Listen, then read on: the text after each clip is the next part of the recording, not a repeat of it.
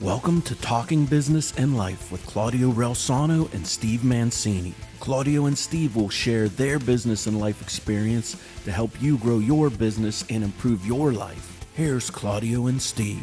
Good evening and welcome to Talking Business Life. I am your co-host, Steve Stefano Mancini. As always, I'm joined by my fellow comrade, Claudio. Take it away. Hello, Steve. What's going on? I wanted to, you know what's funny is I'm used to, look, we did the Italian Impact for so long. I can't lie. It's muscle memory now. And I'm like, good evening. And I'm like, dang, first of all, it might not be evening.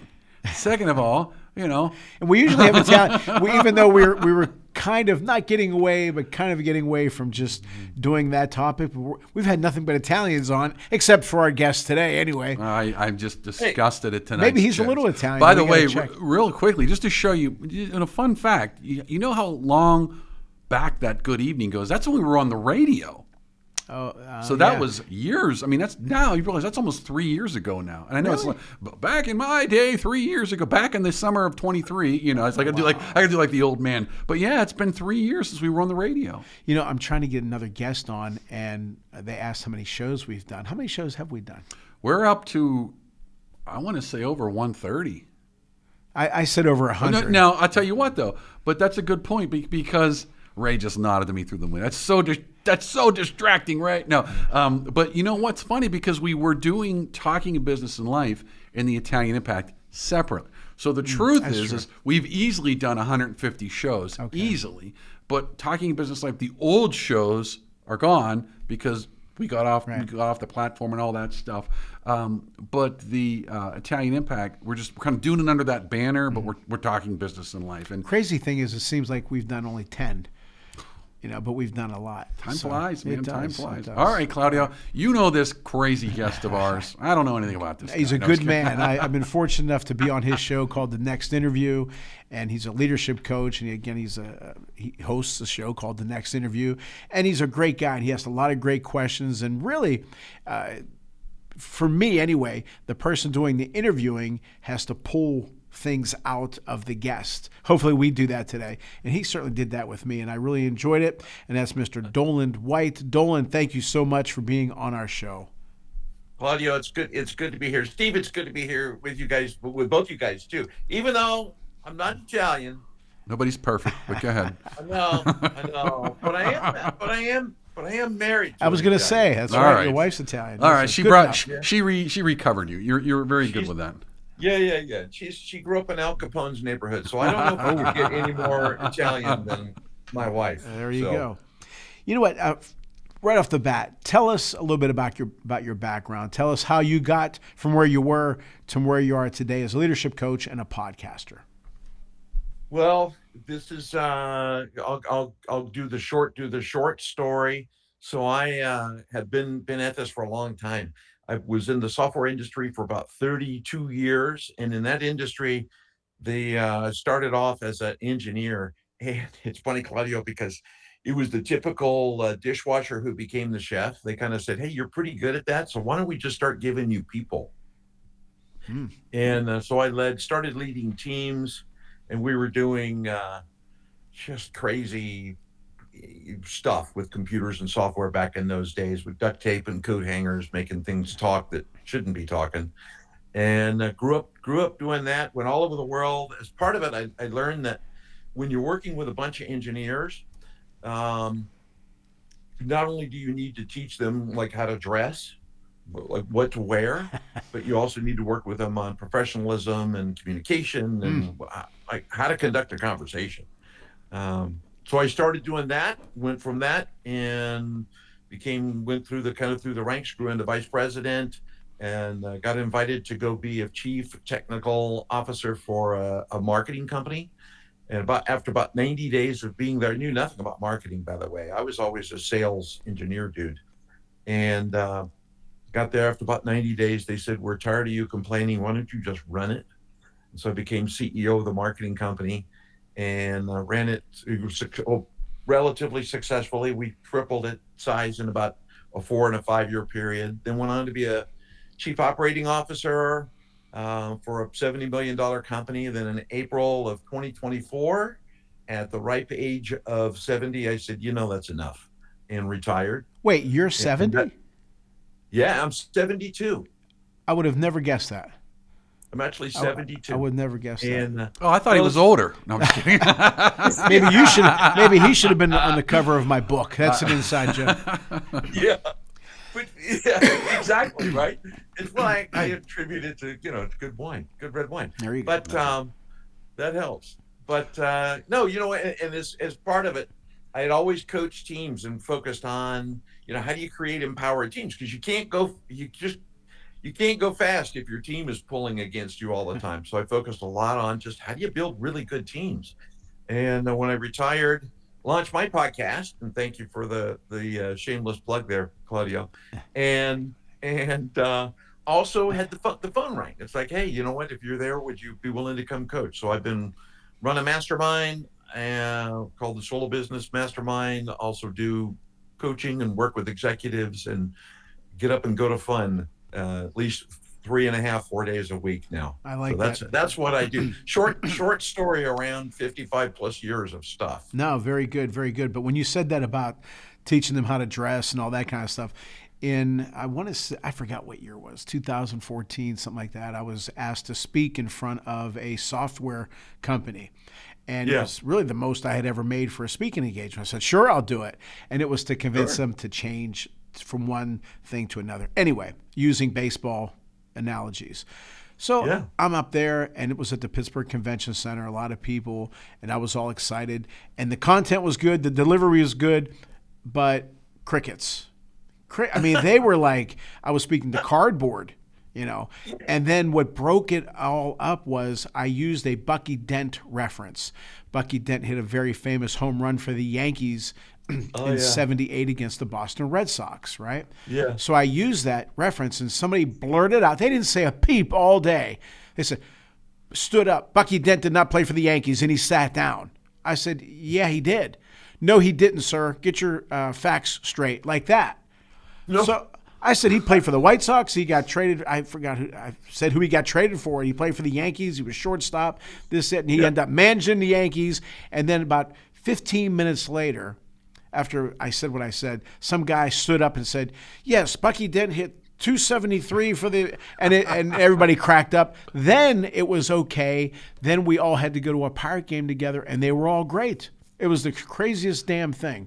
But it worked. What were you going to say, Steve? Well, I was going to say, was that like?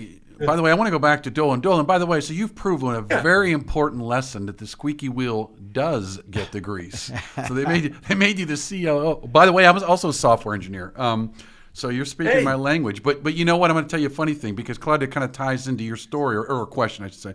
And Dolan, kind of a funny thing was, when I worked at a little place, let's just say it was up in Maryland somewhere, wink, wink, if you know anything about it. And we had a joke that said, how can you tell an introvert from an extrovert in this 3-letter agency? And they said the introvert looks at their shoes and the extrovert looks at your shoes.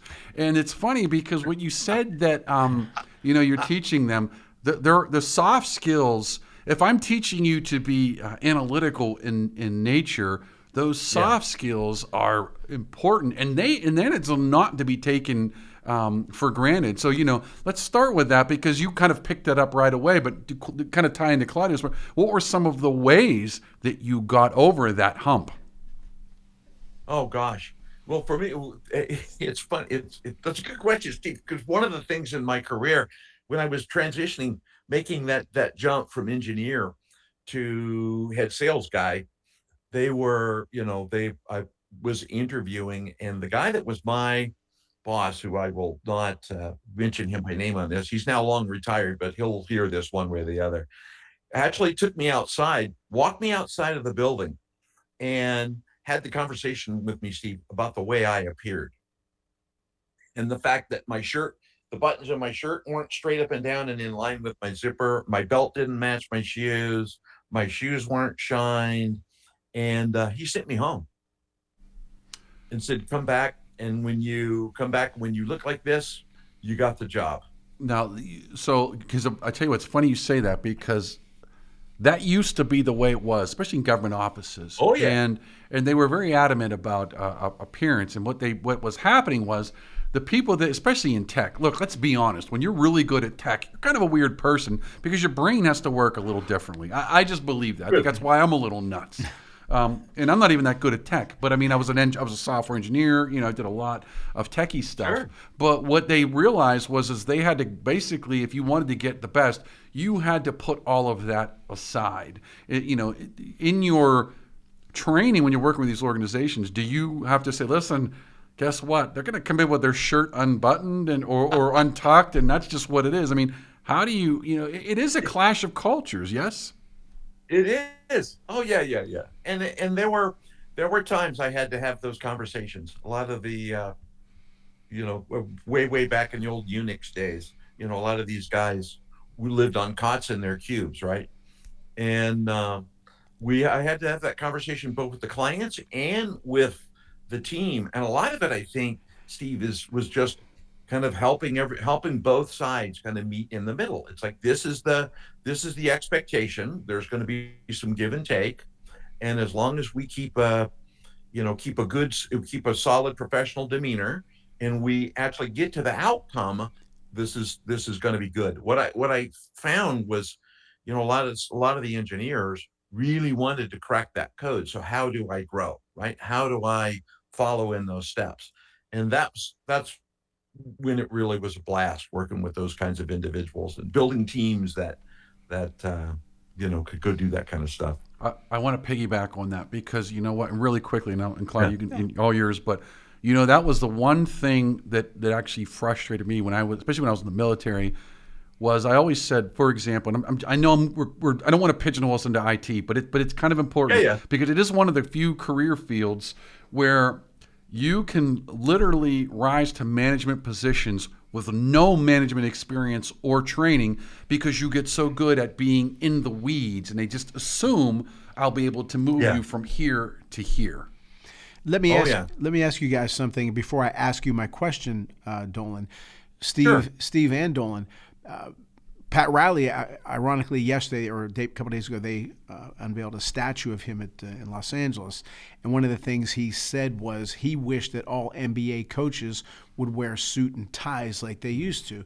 Now they're wearing basically warm-ups or what have you. I know as a coach, I never liked wearing a uniform. As a player, I love wearing a uniform. As a coach, I wear coaching pants with my uniform number, a pullover. I want to look good. I wear my white shoes. I want to look good. So, Steve and Dolan, do you agree with that? Reggie Jackson used to call it the gig line, what you were talking about, Dolan, the buttons, the zipper, the belt. Do you both agree with that your people that you work for should look a certain way, or what do they call that on Fridays? Relax Fridays? Casual Friday. Casual Friday. Casual Friday. What about you first, Dolan? Do you like your people to become, because again, my mom used to say, how you're dressed is how you're treated. But your thoughts on that, Dolan? Yeah, no, that's a great question, Claudio, and that's what Casual Fridays. That's why God invented khakis, right? God invented khakis to fulfill that need for Casual Fridays back in the old days. But no, I agree with that. I think if you're going to show up one level above. It doesn't mean go. If you're going into an office and everybody is casual dress and then come in at least one level above where they are. Wear a sports coat and a polo shirt. Just come in look sharp. Right. And I think part of it is, one of the things I tell leaders, and I'll go short on this, is when you walk in a room, you got like 7 secones. And when you show up, people look at you, and we are, and particularly men, we make a quick decision, and it's sometimes less than 7 seconds. So show up. If you're going to be sharp, look sharp. Right. Steve? Well, I was going to say two parts to that. One is you don't know who's going to be in the office that day. And so you always want to kind of be prepared. But we used to say in the military, and even when I got out, you would say, dress for the job you want, not the job you have.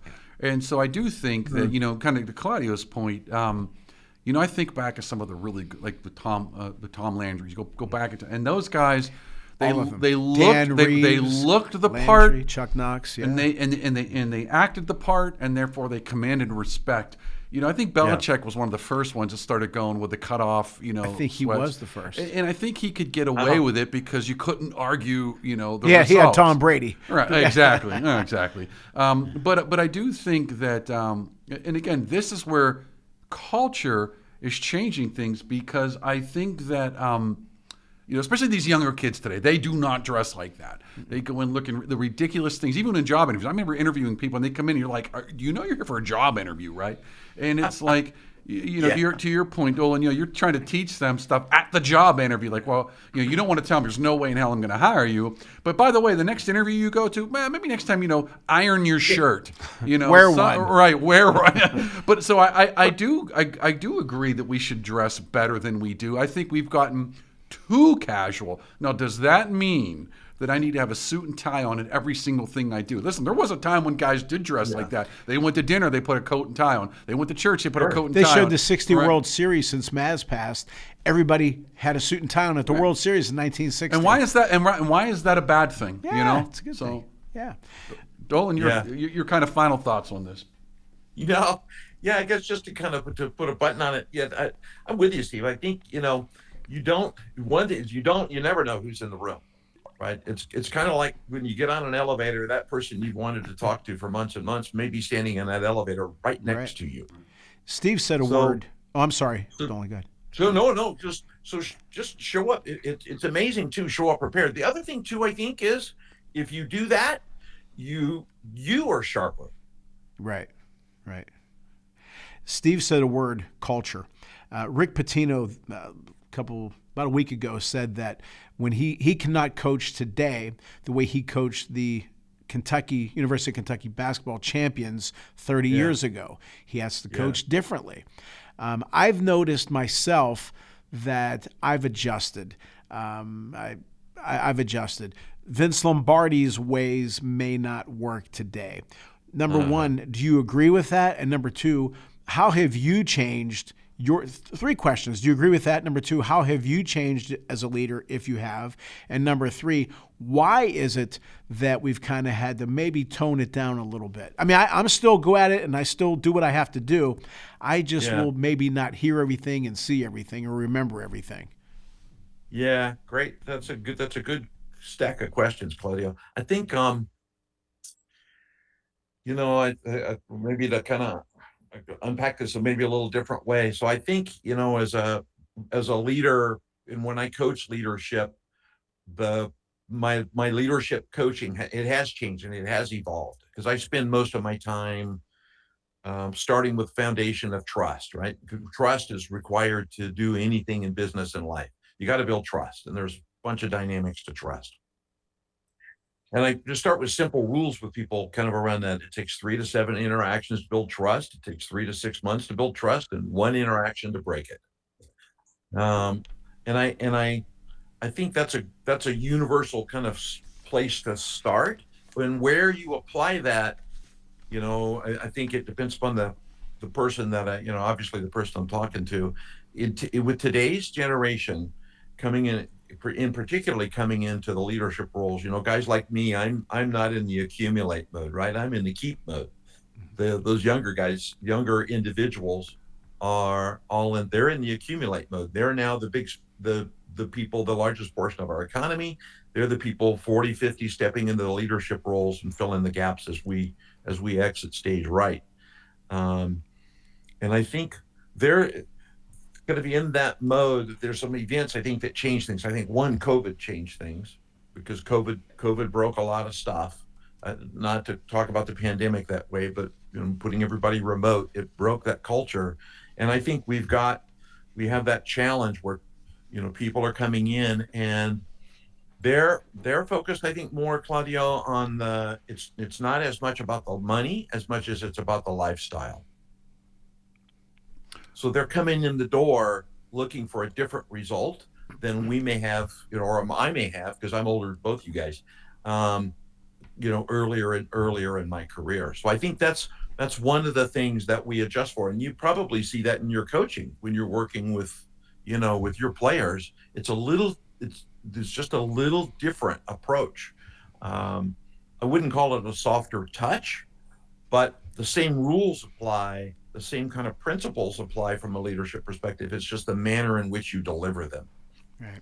Now, Dylan, we're going to take a quick commercial break. But by the way, we used to have an old saying in the Navy: "It takes 10 attaboys for one aw shit." So you could do 10 things right, and then it's all broken because you did something buffoonist, as we would say. I love using those old words, buffoonist. But anyways, we're going to be right back after these commercials. Oh, Chrissy, your Italian got so much better. Brava. Grazie. It's because I learned the best way possible. How so? Well, I learned that with apps, grammar books, and even YouTube videos, I could only get so far. I had to immerse myself. I noticed I did best when I was in Italy visiting family. That's where my level really soared. And wow, did it work? Thanks. I became much more confident, fast. That's why I created Footsteps Through Time. It's an Italian language experience. You don't just take Italian classes, you immerse yourself in a real Italian village. With lots of fun activities and excursions, it's life-changing. I see. So, no more boring grammar, impersonal apps, just real conversations, real culture, and delicious food, of course. Exactly. I'm so excited about this. Learn Italian by actually becoming part of the local community for a week and living it. So if you've been dreaming of Italy and the language, check out Footsteps Through Time in Italy.com. Book now and join the experience. Andiamo! Thanks to Greater Pittsburgh Travel. For any of your travel needs, let Tom and the team at Greater Pittsburgh Travel know, and they'll take care of you. For more information, call 412-331-2244 or visit their website at www.greaterpittsburghtravel.com. And we want to thank the Calabria Club of Pittsburgh. If you're interested in learning more, you can find their contact information on Facebook at Calabria Club of Pittsburgh. Again, thanks Domenica and the team at the Calabria Club of Pittsburgh for your support. Hello, everyone. My name is Claudio Relsano, and I'm the author of the book, Lead from the Heart Up, Not the Neck Up, How to Create a Positive Winning Culture on the Field and in the Office.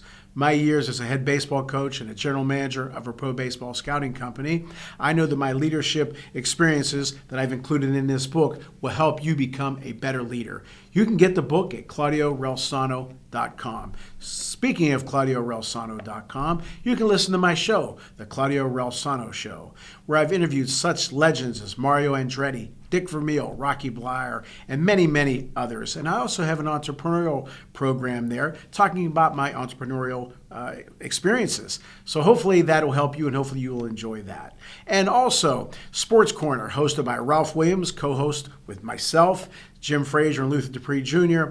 We appear on 92.5 FM, 1250 AM, The Answer, Salem Radio, every Saturday here in Pittsburgh, 2 p.m. to 3 p.m. I hope you enjoy the show. I hope you enjoy all the shows, and I hope you enjoy my book. We'd also like to thank Chris Gonzalez from the Knights of Columbus. If you have any questions about joining the Knights of Columbus, reach out to Chris Gonzalez at 412-605-9074. All right, welcome back. Now, Dolan, I do want to ask you something because, Claudia kind of had me thinking in the break. And,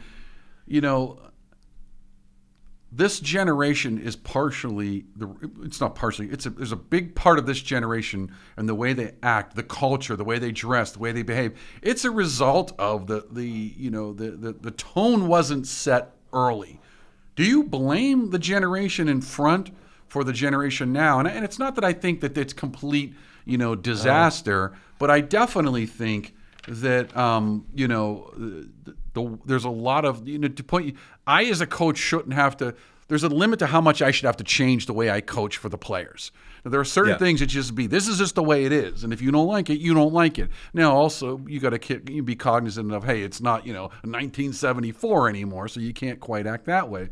But at the same time, there is a lot of argument that, football's gotten soft, sports have gotten weak, that competitive drive is just not there anymore. And I'm wondering, is that because the coaches and I think that goes into organizations as well. I mean, the kids come in, hey, I've been here 6 months. What do you mean I'm not the CEO already? It's like they have those expectations. And, did that generation that didn't lay the law down, is that their responsibility ultimately? Yeah, that's such a great point, Steve. I think it's a yes and. I think it's part of that generation that didn't set that standard and hold to the standard. We've seen a lot, in the last 20 years, right? With the Me Too movement and wokeness, and there's just a lot to it. And I think through those eras, we've lost our ability to focus on the fact that competition does matter. The fact that you do need to show up and you do need to be prepared. And that ultimately in business and in life and in coaching, right? Because I grew up in sports and in coaching, somebody's got to call the ball. And it may not be the ball you want to have called. As a matter of fact, Jeff Bezos used to call in 1997, Jeff Bezos, in his very first shareholders meeting in Amazon, talked about a committed decision. And the nature of the committed decision is that you may not be on 90% or 100% in agreement with what we're doing, but you need to commit to the decision that was made and pursue that outcome. And I think that's there tends to be a loss in that thought of, hey, this is a committed decision. We're going to move forward with it, in fear of wanting to, probably the best way to say it is wanting to please someone rather than having conflict or facing change. It's easier just to comply. And I think we've kind of slid a little too far over into that side in a lot of different ways. Steve made a great point, but I'll say this. I think the best thing to do for a leader is, and I said this on an interview, I think a couple of days ago, Greg Norman's line of don't change people, change people. You're not going to change people. People are going to behave they want to behave. Right. So if they don't fit your style of leadership, your style of play, whatever it is, then they're not for you. Then they should. And that's fine. If you're not the person who, like a Michael Jordan, who would go through the wall, underneath the wall, a side of it, over top of it. And then there's some who just, whatever. Allen Iverson was a great player. He's a Hall of Famer, but he's known for what? That line, practice. We're talking about practice. Michael Jordan went through, he busted it, practice, game time, whatever. And I always liken it to, we talked earlier, and forgive me for saying so much here, but we talked earlier about how you dress. My wife, my daughter, and I were given tickets to an Alice Cooper concert years ago. We were supposed to sit in the box. So what did we do? I dressed in khakis and a polo shirt. My wife was dressed nice, my daughter, and we went there, and there was an attorney friend of mine who I gave tickets to. He came there with a shirt that if you press the button, spit blood out. Okay. So we were not dressed properly on that. But my point is, we weren't the audience for Al. He's a legend. Alice Cooper is a legend, but he isn't my cup of tea. So as a coach, I like the players who would go through a wall and want to win and want to be coached and want to get better and want to win and upset when they lose. And that's what I want. And when you don't have that and you're motivating and trying to get them going as a leader and trying to, and if they don't respond, and I've had that, Dolan, you and I have talked about that. I've had that. And so instead of, you may attempt to change them a little bit, but anymore, if you can, you don't change people, you change people. Yeah, I like that, Claudio, because there is, and I think that's a balance, right? As a leader, whether you're within coach and in business, right? It's about the role that person plays. Talent's part of it. Talent can be taught, right? But the skills can be developed. But the desire and drive has to be innate. That's got to be something that they show up with. And when they don't show up with that drive and desire, then you can take a lot of, in my career, I've made this mistake several times, the big heart thing, where I'm going to adopt this kid and I'm going to make him my hobby.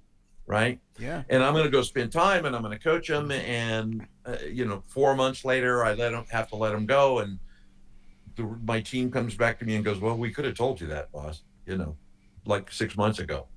It is that balance with being able to recognize in it. But I do think, if they're not showing up with the drive or desire, then you got to change people. You got to change them out and let them. It's not about inflicting harm. And I think leaders and coaches sometimes get a little queasy around letting people go because you think you're inflicting harm and you really kind of aren't. You're let them go be successful someplace else. Let them go find that place where they can thrive. Well, I always tell people, for example, I'm here with Steve. Okay, let's say that I come into the studio, I start busting the equipment, I start making a mess all over the place. I go, I interview you and I cuss you out. And then Steve at the end of the show says, Claudio, you know what? You got to go. He gets rid of me. And I say, that damn Steve Mancini fired me. No, Claudio fired me. But people don't do, they want to blame somebody else. But what I try to do is I'll talk to them, and everybody gets treated differently. You treat everybody equally, but you treat them differently. But some people just anymore. And that was my question. Why do you think that things have changed so much? Now, again, Lombardi back in the 60s, or Noel in the 70s, or Landry, as Steve mentioned, or Knox. We can go over Billy Martin. Ozzie Guillen, in my opinion, one of the best play callers in baseball, is not coaching right now. Why? Because he would tell you, hey, you're not carrying the load. You're not doing what you're supposed to do. Listen to me. Your attitude sucks. They don't want him because he might disrupt I don't know what he's disrupting. You want to win. You need a leader there. But why is it that people are so sensitive? I mean, hell, I'm sensitive, but my coaches, they didn't have to get on me. They didn't have to motivate me.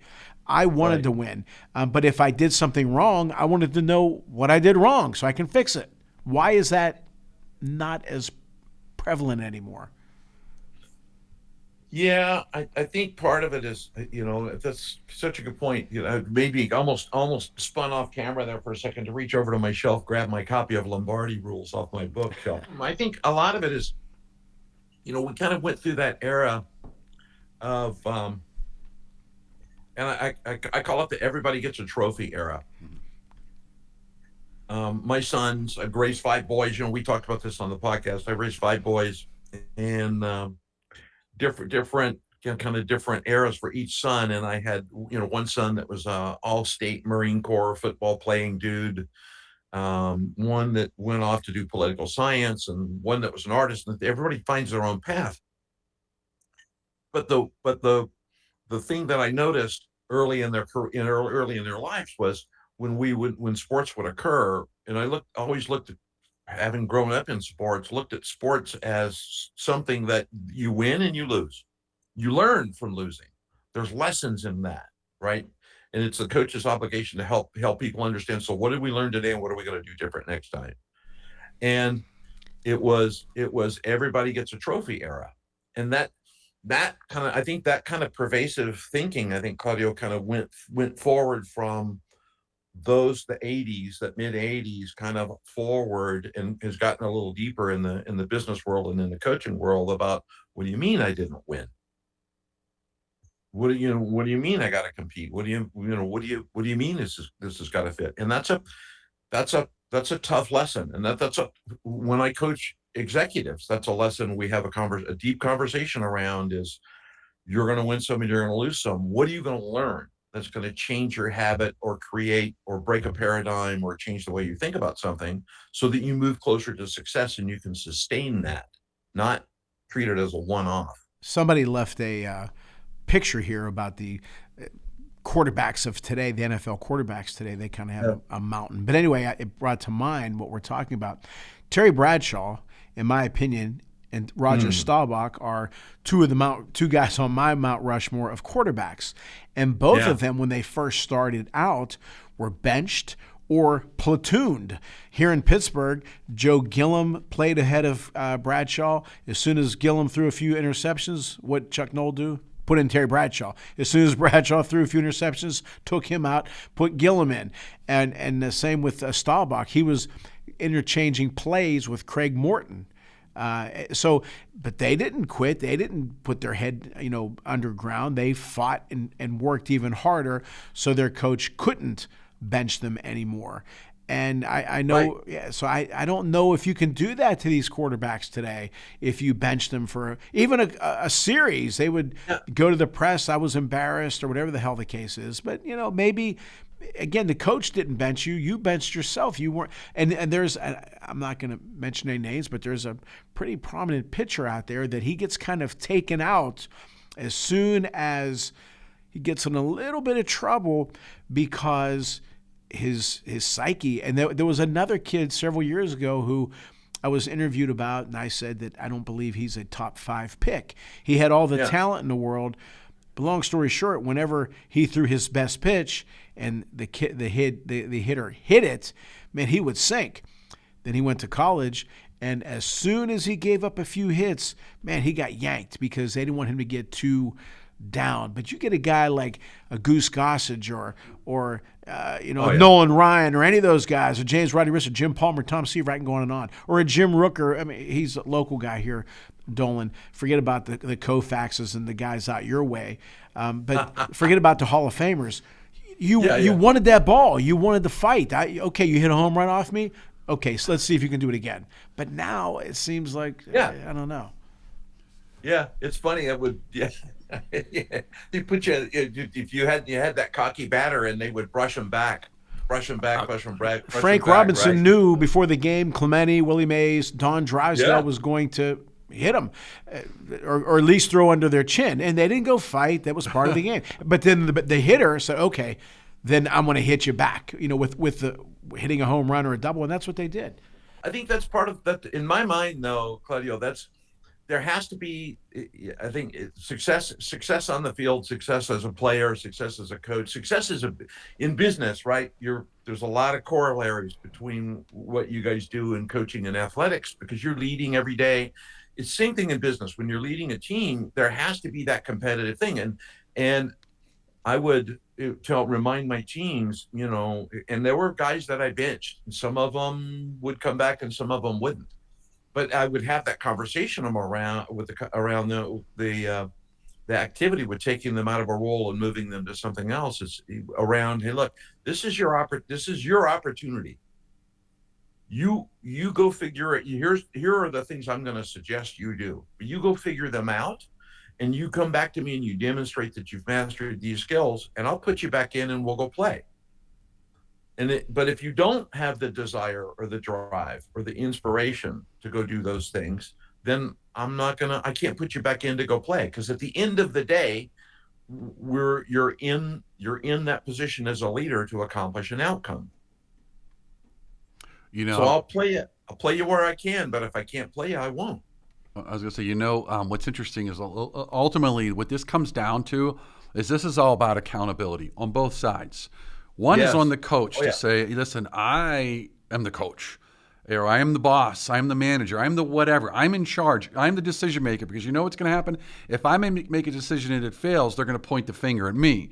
But if you want me to give my team the pat on the back when we succeed, then I have to be given some leeway when I make decisions, because sometimes they're going to be right, sometimes they're going to be wrong. But that requires upper management then to support the leaders, just like it requires the owners of a professional team to say, no, I'm going to stand by my coach, or, whether you're in a business. Right. Now, to that point, though, I don't think you learn as much by winning as you do by losing, because if you lose and you have that personal accountability, you're going to say, why wasn't I successful? Maybe, I remember when I used to coach hockey and you pick the team and you hear this all the time when a kid doesn't make a team. Oh, it's politics. Maybe your kid just wasn't that good. Now, I'm not going to sit there and say that there's no coach out there that doesn't play favorites or have some kind of minor bias. Same with management. But ultimately, at the end of the day, I say if you're that good, someone's going to find you, and it's the same in the workplace. The irony I would tell workers today and players is you have a greater chance of being successful today if you're willing to work hard, because so many people are not willing to work hard. So all you got to do is outwork the guy next to you or gal next to you, and that shouldn't be so hard because they're probably not working very hard. So if you outwork them, you're probably going to be the success story. So, your thoughts on that. No, it's funny you say that, going back to what you were talking about, Steve, with accountability. It is an accountability thing. That accountability is a mutual agreement, right? I'm going to be accountable, you're going to be accountable, and we're going to talk about it. And when you're one of the, when that occurs, that's your opportunity to co-create the solution, right? There's command and control where you can tell them, this is what I want you to do. And there's times as a leader inside of an organization or as a coach, you're just going to flat out tell them what to do. But there's the moment where, from an accountability perspective, you get to co-create with them the steps that they're going to take, and then what they're going to do to show you that they took those steps, how that works, right? And you're on the hook to be there when you said you were going to show up. And when you do that, it does provide that person, if they've got the desire and the drive, not motivation. I remind leaders that when you talk about motivation is, I'm going to give you something to do something. That's extrinsic. I'm going to give you that. And desire and drive and inspiration comes from deep in your gut. That's when you wake up in the morning with that burning thing. I'm gonna get up and I'm gonna go kick its butt. So, and I think in today's world, to your point, kind of the last point you made, Steve, was there are amazing opportunities out there in business today for people to go succeed and go stand out in the organization, because she's just not that hard. It just isn't. Go learn something new. Go test. Go try. Go fail. I love there's an old, speaking of, we'll go into geekdom for a second. There's an old Unix adage that says nobody learns anything by working on stuff that works. And it just absolutely true. That's in IT. I tell you something, in the IT world, that is 1,000% true. I learned when stuff didn't work, because what was the point? If I wrote code and it worked, or if I put a command in and it worked, it was like, okay. But when you're getting some weird error and you're like, I got to figure this out. That's when your brain is problem solving, and that's ultimately what learning is. Learning is problem solving, and having a methodology in your brain to learn how to solve problems, how to actually practice that muscle and code your brain to solve problems. And again, people just don't want to do it today. Yeah, that's the drive for what you just said. I got to figure this out. Those words, right? That's the definition of drive. I got to go figure this out. And it's not waiting for somebody to tell you how it works and show you how it works. It's for you willing to get in there and make it worse or make it better. Steve made a few comments that, as soon as he said them, about failing. Fran Tarkenton used to say that after a team won, after the Vikings won, they would go celebrate, they'd go to dinner, they'd have a few beers, but when they lost, everybody went home, especially him, and watched game film, and they improved. Another thing, there was my teachers, when a kid gets an A, he said, well, I got an A. But if he gets a C, the teacher gave me a C, right? And then, again, out your way, there's a great video of Tommy Lasorda in the World Series in '78. He's going to the mound to take left-handed pitcher Doug Rauh out of the game. And Doug Rauh says, Tommy, I feel good. And Lasorda says, I don't give a, you know how he was. If you feel good or not, I'm taking you out, Dougie. He says, I want to get this next guy out. He's a lefty. And Lasorda said, the last three hitters were lefty and they hit you. I'm taking you out. He says, I don't think it's a good move. And Lasorda said, maybe it isn't. I'll never forget this line. Maybe it isn't a good move, but I have to do what I feel is best. I'm the manager. Maybe it's not going to work, but I have to do this move because I think it's the right move right now. And I never forgot that he had the accountability and the heart and the guts to make a move like that. Whereas nowadays, it's not done. You know, the Chuck Tanners, the LaRusses, the Torreys, the Lasordas, Cito Gaston, Ozzie Guillen, I can go on and on and on. Those guys are Mike Scioscia. In my opinion, they're gone. Oh. And now it's everything. You have a kid with a crew cut making the decisions before the game even started. Okay? Yeah. Before the game was started. The old analytics. Yeah, like Blake Snell in the World Series against the Dodgers. He was doing great, and the manager comes out and takes him out, and Snell says, Coach, no, I'm good. And then they take him out, and the owner of our scouting company knows the manager, and he called me right away. He said, Claudio, that was not his decision. That decision was made 4 hours before the game even started. Your thoughts on the way – I mean, I know you're a baseball fan. Your thoughts on the way the game – I can't stand it. I cannot stand it. I have to do my own thing. And I might be wrong, rarely, but I might be wrong. But I'm going to do things that I can sleep at night. Your thoughts on all that? Yeah, you know, it's such a good point, Claudio, because there's a point, you know, when you stay in sports, you know, there's a point where as the coach and in leadership, you got to walk on the field and you got to call the ball. I would always remind my teams that, you know, it's going to be a benevolent dictatorship. I'm going to give you the illusion that you vote. And I'm going to hear what you have to say, and I'm going to take into account what you've got, what's on your mind, and I'm going to take your counsel. But at some point, I'm going to make a decision. And when I make a decision, that's my decision. And what you're hoping for is that my decisions are at least 50% of the time right. And that 50% of those pan out the way we think they're gonna. And I'm gonna do my best. But I think that's really important. And as whether you're a coach or as a leader, you got to be willing, to walk on the field and call the ball. And I thank you for bringing Tommy up. I'm a huge Tommy fan, my Dodgers. But when you're leading that team or leading for that outcome, you got to do it, and not be concerned about the unpopular choice. That's a risk, and you may not go the way you think it's going to go, but you got to do it. And when it's the right thing to do, and your gut, the three brains, right? Your brain, your heart, and your intuition are all in alignment. You got to act. If you don't act, it's shame on you. 2003 winter meetings. First of all, I met his daughter. She's at the Italian Hall of Fame banquet. Great girl. But 2003 New Orleans baseball winter meetings, there's Tommy Lasorda. So I was introduced to him, and I told him, Mr. Lasorda, my assistant coach, my old assistant coach is a huge fan of yours. And would you mind if I gave him because we were talking. He said, yeah, give Fred a call. So I called Fred up. I said, Fred, I have somebody here that wants to talk to you. Now, we used to kind of play jokes on each other here and there, but I said, sure. Fred, here.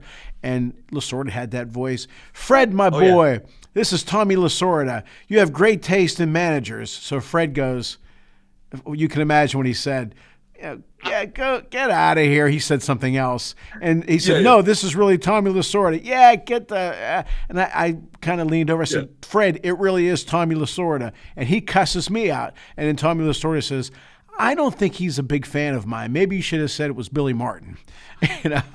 But they don't make guys. Can you imagine? Can you imagine, Dolan, if a kid? No offense to anybody, but can you imagine if a kid that just graduated from a school in sports management goes to Tommy Lasorda, Billy Martin, Dick Williams, Chuck Tanner, Cito, again, all these great managers, Whitey Herzog, and says, you're going to take Steve Mancini out in the 5th, you're going to put Dolan White in the 6th and the 7th, and then Claudio's going to close. Can you imagine the eruption that those guys would have had? And I agree with them. I've made some decisions that maybe at the end of the game didn't work, but they were the right decisions at the time. And maybe it didn't work. Like Terry Collins, when he left, I always forget his name, the pitcher, starting pitcher for the Mets, the Dark Knight in the playoffs. He goes out there, and the guy said, Coach, I can get this guy out. And he looked him dead in the eye, and he said, I can get this guy out. And you can read Collins' list. Are you sure? Yes, I want this guy. Collins hit him on the shoulder. He said, okay. He walked back. The guy gives up a home run. But, they lost again. You know what? I'd have done the same damn thing. Yeah. That's the thing, though. Until, it's the two steps, right? One is the tenacity and the guts, the courage to call the ball. And it takes the courage to call it. The second is to own the outcome. And you got to be prepared. If you're going to call the ball, you got to be prepared to own the outcome. Matt Harvey was the pitcher. Matt Harvey. I just looked it up. Oh, there you go. Don't worry. You're on film looking. You're the one film looking. That's okay. I forgot his name. By the way, I do want to chime in on something, because you know what? Despite the outcome, I think one thing that gets lost, and this is where the impersonal nature of analytics. It doesn't know when your arm is on or not that night. It doesn't know when you've got it that night. Great point. But not only that, there is an intangible in real leadership. And the real leadership says, I believe in you. Yeah. And that player says, wow, the coach believed in me. There's no analytic that will give you that number, because you know what? You could have all the analytics in the world, and then you bring in, maybe it's the start of a new season. You said, well, according to the analytics, we're going to have this, and you bring a coach in and they can't stand them for whatever reason. Whatever it is, the reason is, and all of a sudden, now what do you do? There's an intangible there. Or there's guys that'll, like you said, they'll jump through a wall for a coach because they believe in him, and all the analytics be damned when it's time to put up or shut up. Look, we would be remiss if we didn't mention the recent Olympic outcome with the hockey gold medal game. Oh. Did the analytics predict that Connor Hellebuck was going to play lights out hockey. You know, I mean, you knew he was your goalie because he was the better of the two. Not that the other goalie was bad, but that analytics know that he was going to be lights out. Because I'll tell you what, he didn't play so well a few years back in the playoffs at the end, you know, in the NHL. So I'm going, okay, maybe he hasn't proven to me, but whatever reason, Mike Sullivan said, that's my guy. And he stood on his head, and no analytic in the world would have predicted that he was going to stand on his head like that. Yeah. Yeah, that's such a good point because, you know, analytics plays a part. There's a part. And the risk with analytics is leaning too far. We see that with AI, right? Now analytics has become, I'm going to lean way over. AI tells me to do this. And it is that it's a piece of it. The other parts of that are, it's your gut intuition, your experience, your brain, the trust, accountability. It's also through all of that, asking and understanding the cost. What's the cost of the decision? What's the cost of the yes? And what's the cost of the no? What does it mean in both of those cases? And that's where, that's your point, Steve, that's, in my mind, that's the art of leading. That's the art of coaching. It's that blend of all of those things together. Your point, the analytics didn't say they were going to win. No, in fact, the analysts said they were the underdogs. Yeah, exactly right. Yeah, and if analytics knew everything, then you know what? You wouldn't have gambling. We would know the outcome. So clearly, exactly, right? what's the point of gambling? Now they're pretty good decent on the odds, but some of it's like I don't need an analytics to tell me. You know, for example, when a team is 1-12 and is playing a team that's absolutely on fire and say, they're probably going to lose. No, I know you get the upset. I get it, but like they say, that's why you play the game. Because analytics cannot predict all of this. That is, you can't do it. Especially when everybody went in now, Canada's going to go. Canada's got this. Dolan, this was a lot of fun. We could have gone on for hours with you. Again, I got to ask you both, not just you, Dolan. Did you read my book yet, Steve? No, you did not. Dolan, did you read my book yet? Yeah, you know what? I've got it right here in my hand. I was going to point out. Take the coffee cup off. If it makes you any favor, it is on my desk, and Nolan's got on his. I don't see a coffee cup ring around it, so that's good. No, there's no coffee cup ring. I'll tell you, I'm officially on.